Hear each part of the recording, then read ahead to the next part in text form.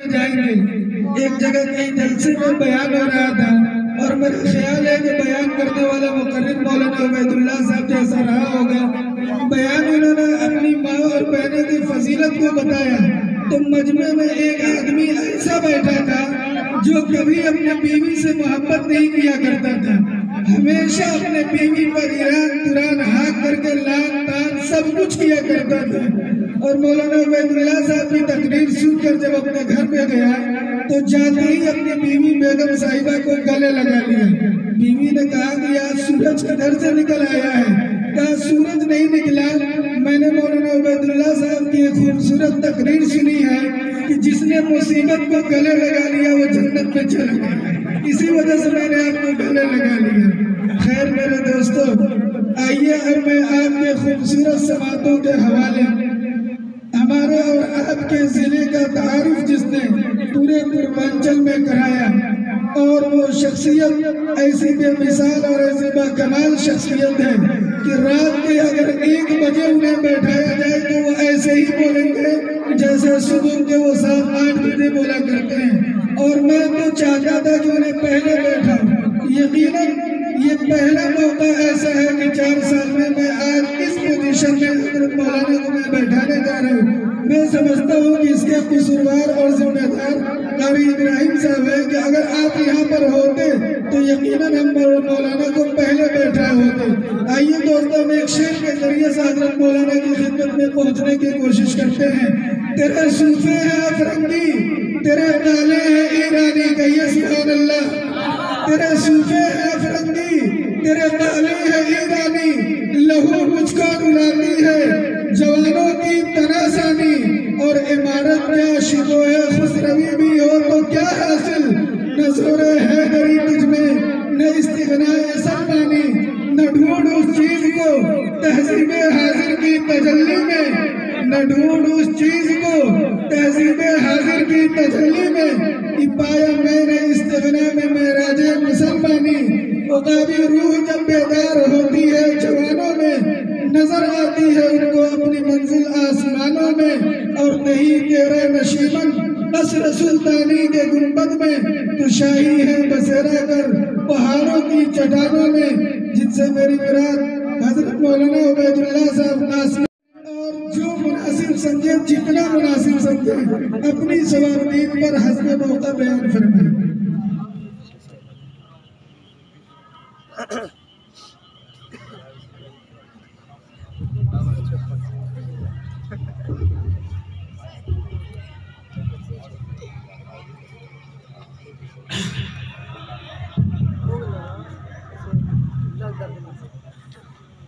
السلام علیکم ورحمۃ اللہ وبرکاتہ.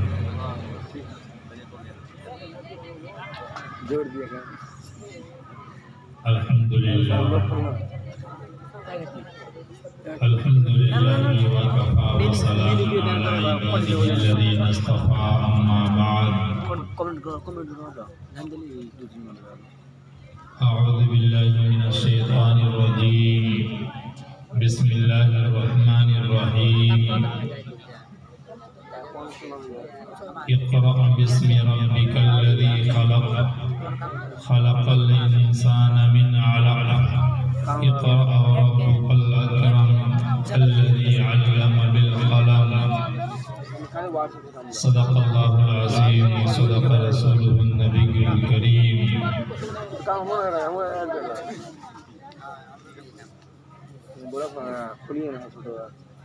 میرے محترم، آئیے ایک مرتبہ شریف پڑھ لیا جائے.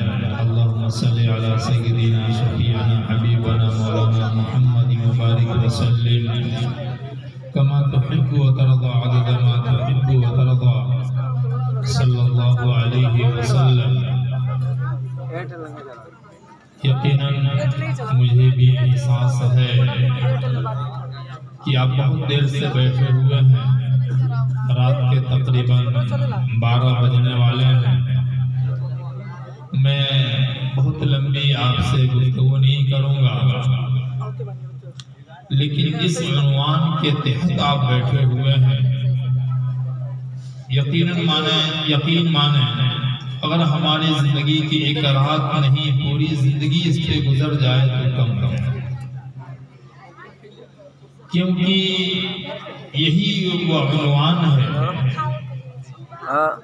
کہ جس کے بارے میں میرے آقا محمد عربی صلی اللہ علیہ وسلم نے فرمایا انما بعثت معلما،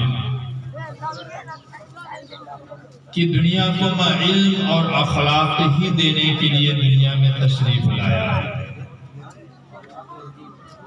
جس مقصد کے لیے اللہ کے پیغمبر معلم بنا کر دنیا میں آیا ہوں، ان کے لیے اگر ہم نے ایک رات قربان کر دے اور ایک حوصلہ اور جذبہ اپنے اندر پیدا کر لیے کہ اپنی زندگی کا سب سے اہم مقصد علم اور تعلیم ہی کو بنائیں گے، تو میں سمجھتا ہوں کہ آج کی رات یقیناً کامیاب رات ہوگی ہماری زندگی کی۔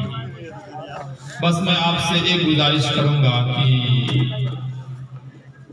یا تو تھوڑا سا مل کے بیٹھ جائیں، یا چونکہ عجیب بکھری ہوئی مجلس سے بات سمجھ میں میرے نہیں آ رہی ہے کہ کس انداز سے میں بات کروں آپ کے سامنے۔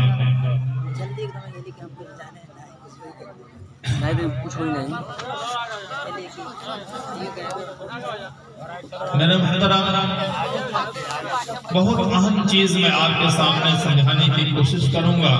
اللہ سے دعا کریں اللہ رب العزت مجھے اور آپ کو صحیح سمجھ نصیب فرمائے۔ میرا محترم، جب آپ دنیا کی ساخت اور بناوٹ پر غور کریں گے تو ہمیں یہ اندازہ اور مشاہدہ ہوتا ہے کہ اس دنیا میں دو سلسلے جاری ہیں۔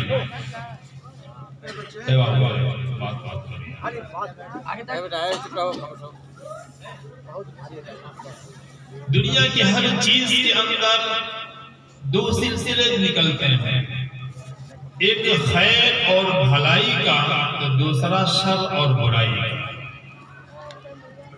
اور دنیا کی ہر چیز میں یہ دونوں چیزیں پائی جاتی ہیں، صرف انبیاء علیہ السلام اور ملائکہ فرشتوں کی ذات کو چھوڑ کر کہ وہ خیر محض ہیں، ان کے علاوہ جو کچھ بھی ہے اس میں خیر اور بھلائی بھی ہے تو شر اور برائی بھی ہے۔ کوئی ایسی چیز نہیں ہے جس میں صرف اور صرف اچھائی ہو برائی نہ ہو، اور کوئی ایسی بھی چیز نہیں ہے جس میں صرف برائی ہو اس میں اچھائی نہ ہو۔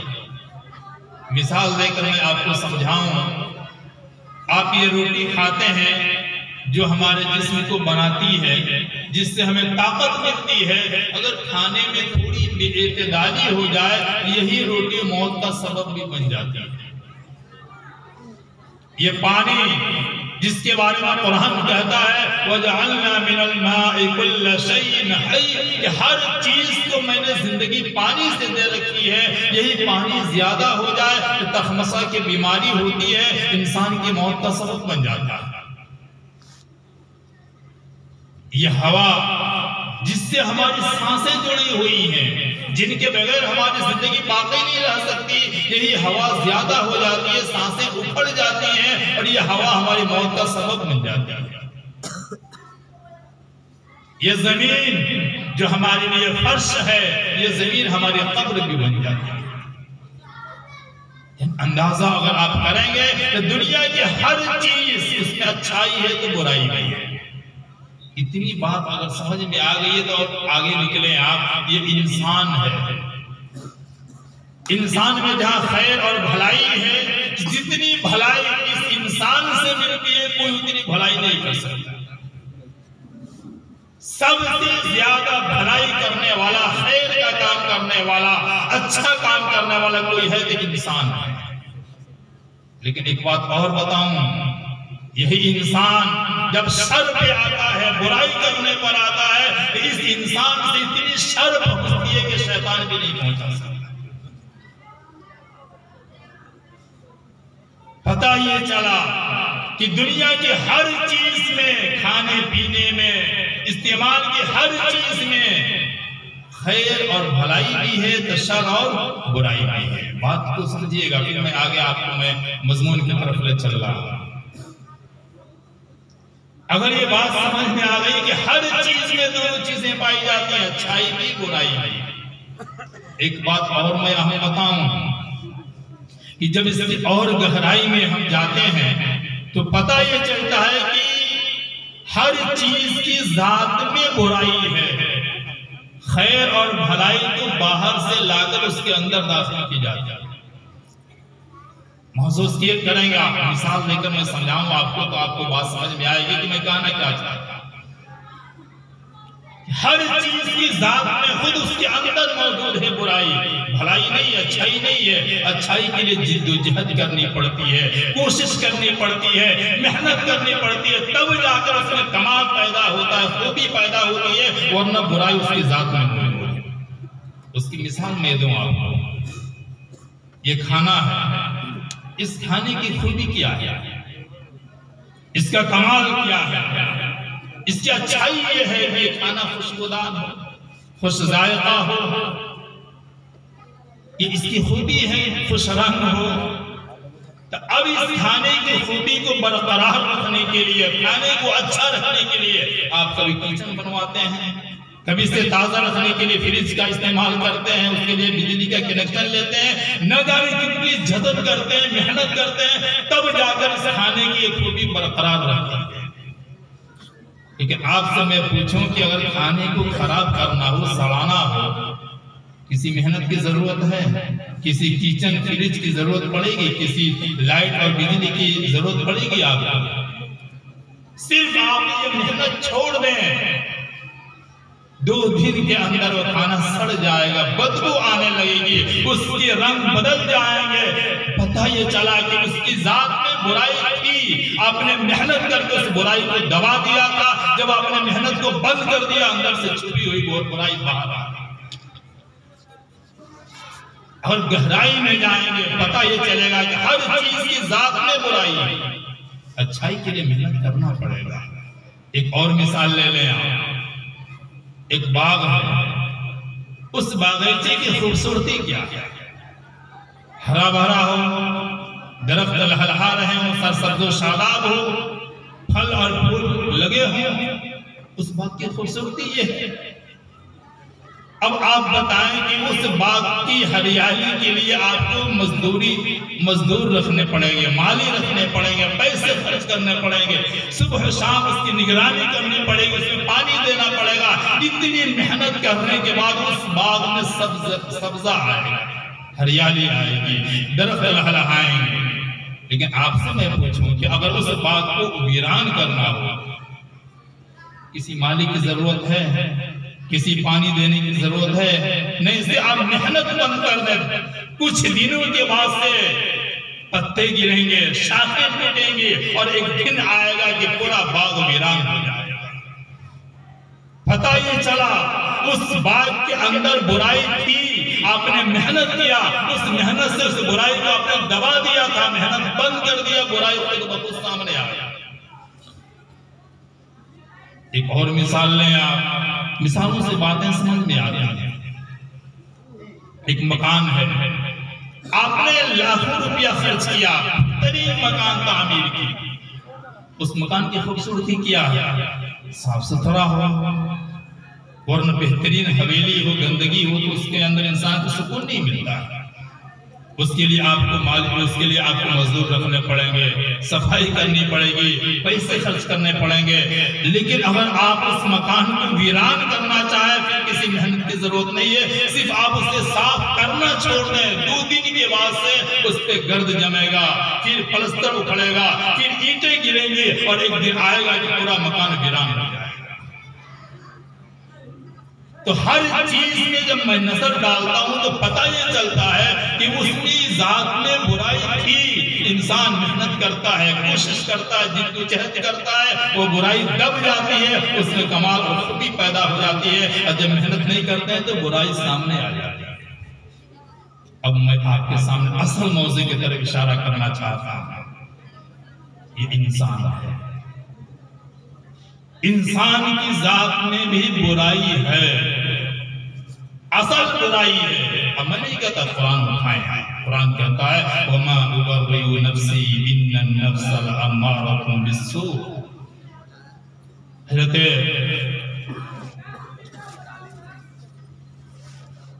کہ فرمائے کہ یہ نفس جب انسان کو ابھارتا ہے تو برائی پہ ابھارتا ہے، اس کی ذات میں برائی ہے انسان کے اندر، اس کے اندر کوئی خوبی نہیں ہے۔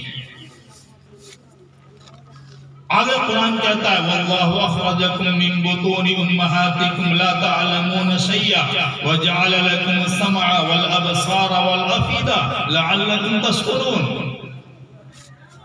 اللہ رب العزت نے کہا آپ کے اندر علم نہیں تھا، انسان جب پیدا ہوتا اس میں کوئی خوبی نہیں ہوتی، کوئی کمال نہیں ہوتا، کوئی اچھائی نہیں ہوتی ہے، ماں کے پیٹ سے جب باہر آتا ہے بالکل جاہل بن کر آتا ہے، کچھ علم نہیں ہوتا اس کے پاس۔ اب اللہ کہہ رہا ہے وَجَعَلَ لَكُمُ السَّمْعَ، میں کان دیتا ہوں، آنکھیں دیتا ہوں، میں اس انسان کو اب سن کے باتیں دیکھ کر وہ پھر سیکھنا شروع کرتا ہے اور کوشش کرتا ہے، محنت کرتا ہے تو اس میں کمال اور خوبی پیدا ہوتا ہے۔ اب میں آپ کے سامنے ایک بات رکھوں کہ دنیا کی چھوٹی چھوٹی چیزوں میں اگر محنت بند کر دیا جائے وہ چیز برباد ہو جاتی ہے۔ اگر انسان کے اوپر محنت بند کر دیں، آپ اس پہ کوشش نہ کریں، محنت نہ کریں تو انسان میں خوبی کیسے پیدا ہو سکتی ہے؟ سب سے اہم چیز ہے کہ عام طور سے ہم ہر چیز پہ محنت کرتے ہیں، ہر چیز پہ کوشش کرتے ہیں، اپنے بیٹے کو انسان بنانے کے لیے، اس بیٹے اور بیٹی میں کمال اور خوبی پیدا کرنے کے لیے کوشش اور محنت نہیں کریں۔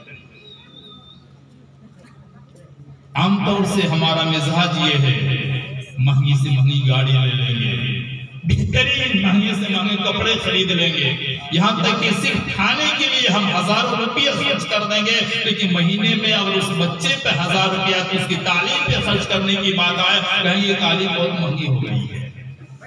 یہ ہمارا مزاج ہے، پیسہ ہم اپنے بچے کو بنانے پہ نہیں خرچ کرتے ہیں، جو اصل ہے جس کے بغیر اس بچے میں انسان رہ کر کوئی کمال نہیں ہو سکتا ہے، جس علم سے اس بچے میں کمال اور خوبی پیدا کرنا ہے، اس علم کے لیے پیسہ نہیں ہے، اسی بچے کی شادی کریں گے، 10 لاکھ روپیہ ایک رات میں اڑا دیں گے دکھانے کے لیے، لیکن اس بچے کو بنانے کے لیے پیسہ ہمارے پاس نہیں ہے۔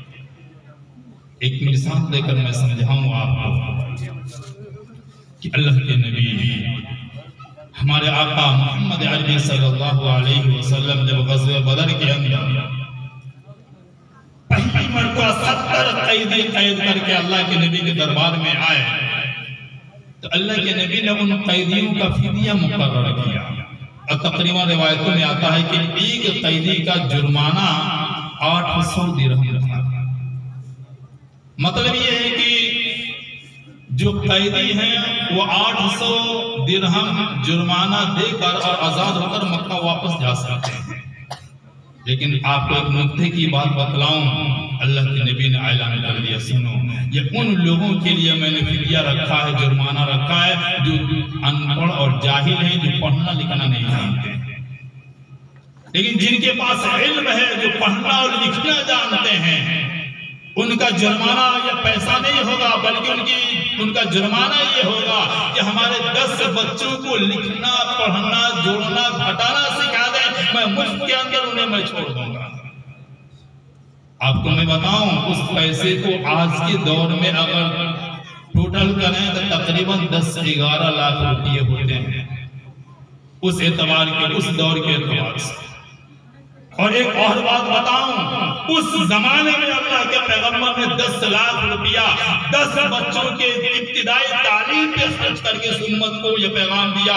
جس زمانے میں نبی کا اور مسلمانوں کا حال یہ تھا کہ کھانے کے لیے روٹی نہیں ملتی تھی تو پیٹ پہ پتھر باندھا کرتے تھے، غربت کا عالم یہ تھا کہ مسجد نبوی چھپر کی تھی، اس کے چھت نہیں لگے ہوئے تھے، چلنے کے لیے سواری نہیں تھی۔ ایسے دور میں میرے پیغمبر محمد عربی صلی اللہ علیہ وسلم نے 10 بچوں کی تعلیم پر اتنی موٹی رقم خرچ کر کے اس امت کو پیغام دیا کہ کھانے کے لیے روٹی نہ ملے کوئی بات نہیں ہے، رہنے کے لیے مکان نہ ہو کوئی بات نہیں ہے، لیکن تعلیم سے سمجھوتا مت کرنا۔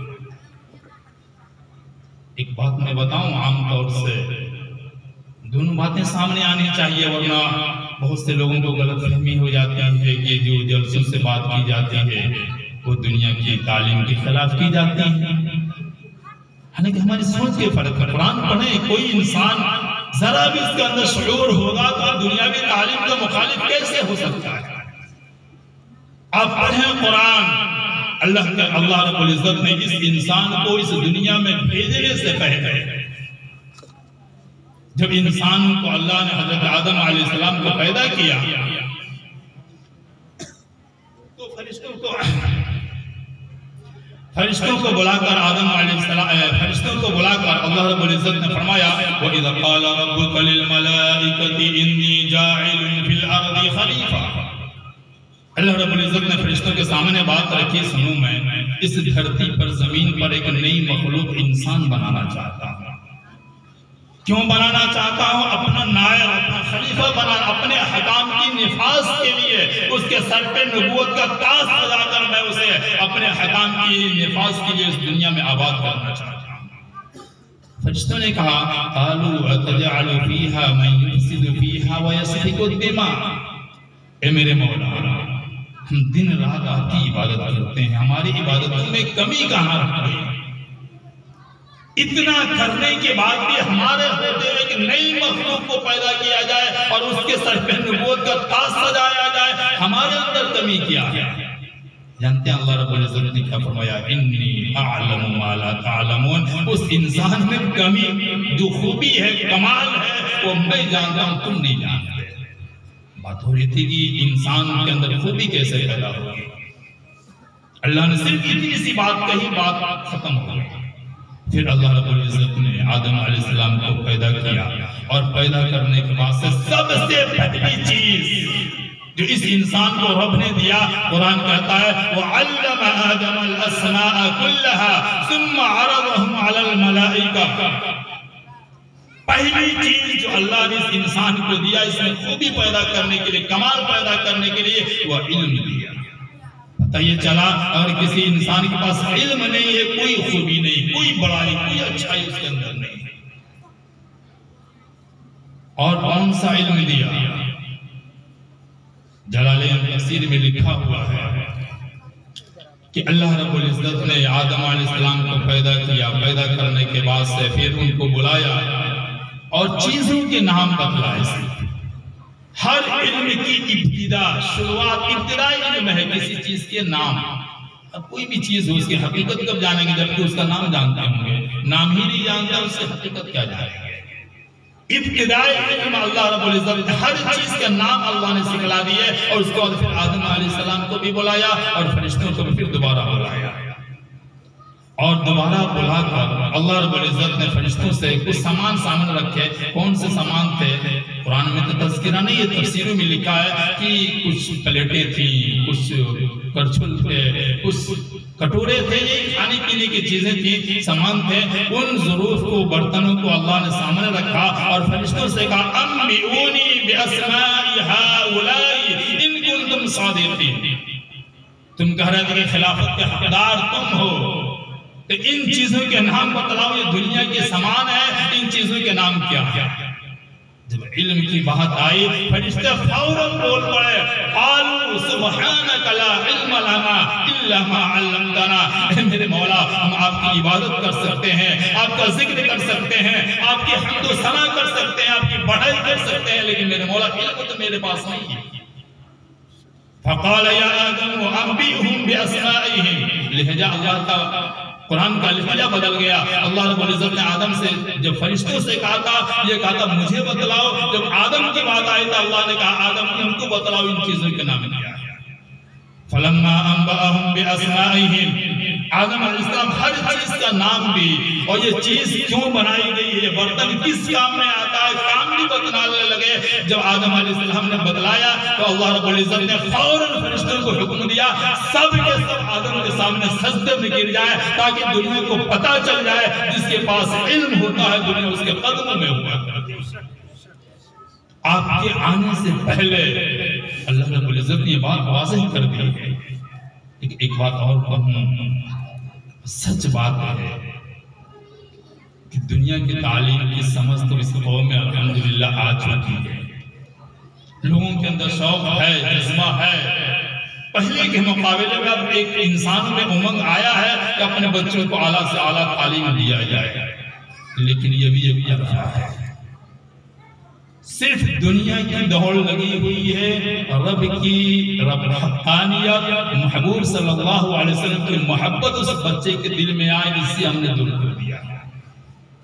اور ایک بات میں بتاؤں کہ اگر علم ہو جائے اور اس علم کے ساتھ نبی کی اخلاق نہ ہوں، اللہ کے پیغام نہ ہوں، اسلام کی خوبیوں سے بچے کو نہ سنوارا جائے، وہ بچے پڑھ کر بھی آپ کی مصیبت کے وبال جان بن جائیں گے۔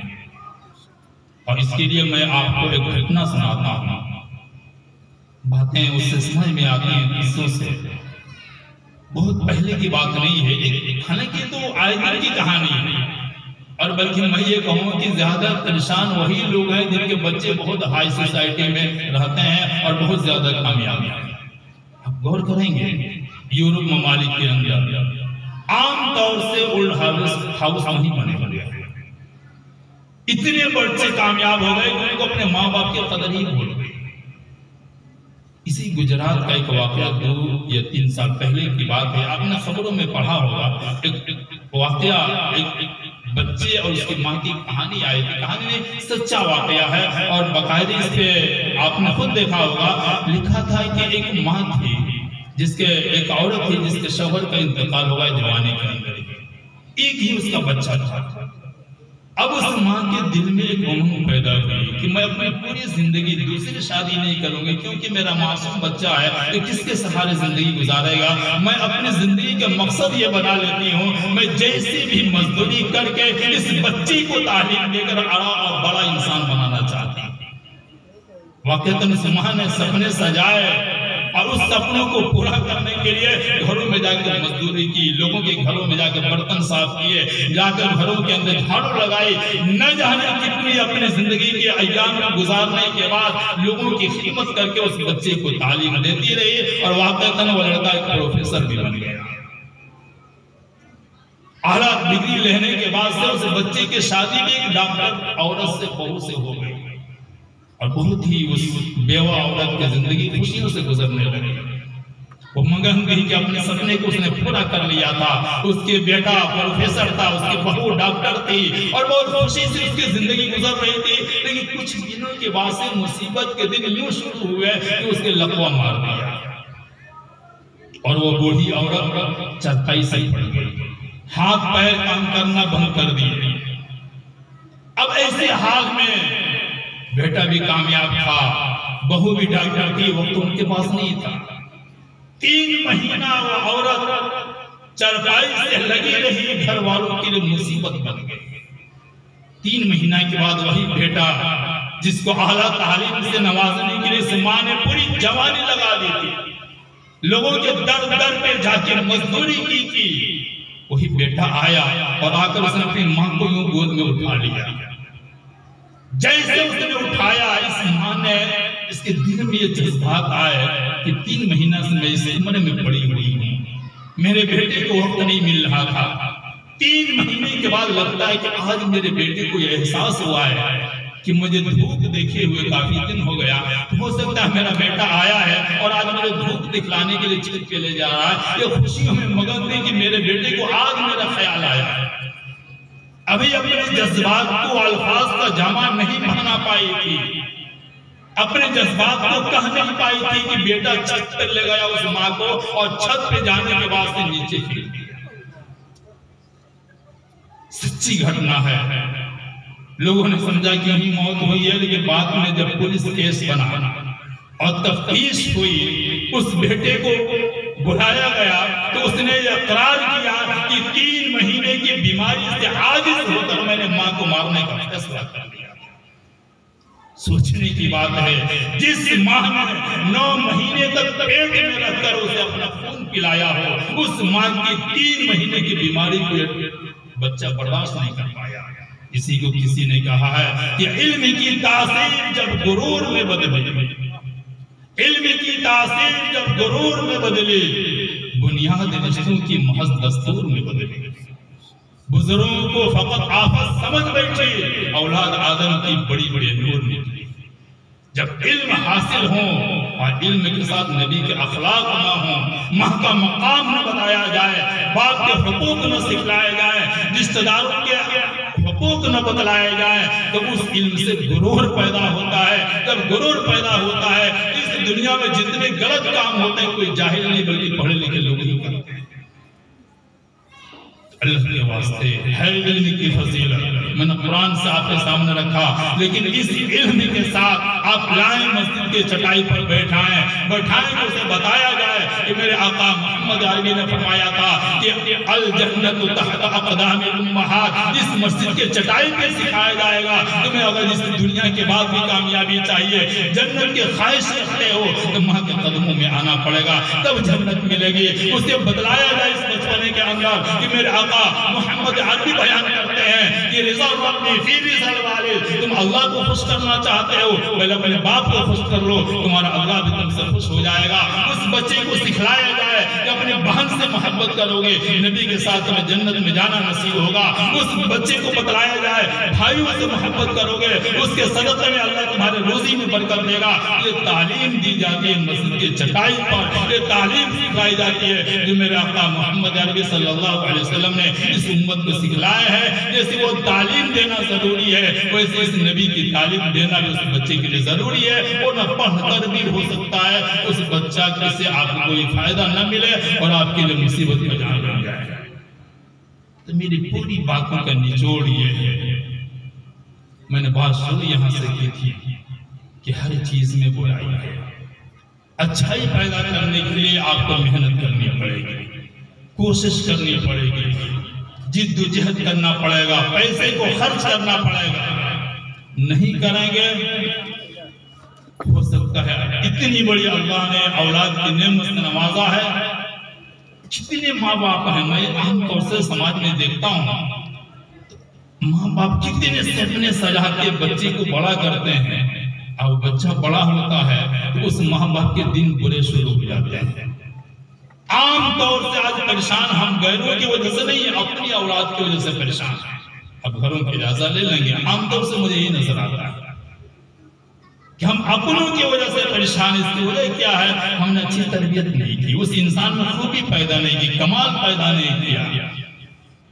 تو اہم چیز یہ ہے کہ جتنی بڑی قربانی دینی پڑے آپ دنیا کی بھی تعلیم دیں، لیکن نبی کی تعلیم سے بھی اسے دور نہ کریں، اسلام سے اسے دور نہ کریں۔ اللہ کی وحدانیت اس کے دلوں میں بیٹھ جائے، وہ جانے کہ نبی کی سنت سے ہٹ کر زندگی گزارنے پر میں کامیاب نہیں ہو سکتا ہوں، پھر انشاءاللہ وہ اولاد اس دنیا میں بھی آپ کے نیک نامی کا ذریعہ بنے گی اور مرنے کے بعد بھی انشاءاللہ اس سے آپ کو کامیابی ہی نصیب ہوگی۔ اس بچے کے صدقے میں ہو سکتا ہے اللہ جنت دے دے، ورنہ اگر ایسا نہیں ہوا تو پھر ہم اللہ نے اتنی بڑی دولت جو اولاد کی دولت دی ہے، ہو سکتا ہے کہ اس کی وجہ سے دنیا میں بھی ہم برباد ہو جائیں اور مرنے کے بعد بھی اولاد ہماری غریبان پکڑ لے کہ ہم نے سب کچھ دیا لیکن ہم نے اسلام کی سچائی اس کے دل میں نہیں بیٹھایا۔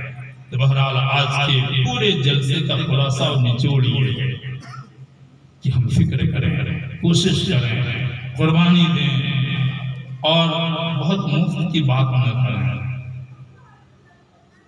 اللہ کے نبی کی مثال دے کر بتائی کہ اللہ کے نبی نے تعلیم پر کتنا پیسہ خرچ کیا اور اس دور میں خرچ کیا جبکہ غربت کا عالم یہ تھا کہ کھانے کے لیے روٹی نہیں تھی، پہننے کے لیے کپڑا نہیں تھا، چلنے کے لیے سواری نہیں تھی۔ اس سے پہلے اللہ کے نبی نے تعلیم پر اتنا پیسہ خرچ کیا۔ ہم بھی سب سے اہم چیز ہے، عام طور سے مجھے بہت افسوس ہوتا ہے کہ وہی غریب سے غریب انسان جب اپنے بیٹے کی شادی کرتا ہے تو لاکھوں خرچ کر دیتا ہے، ایک رات میں کیا ملتا ہے اس سے؟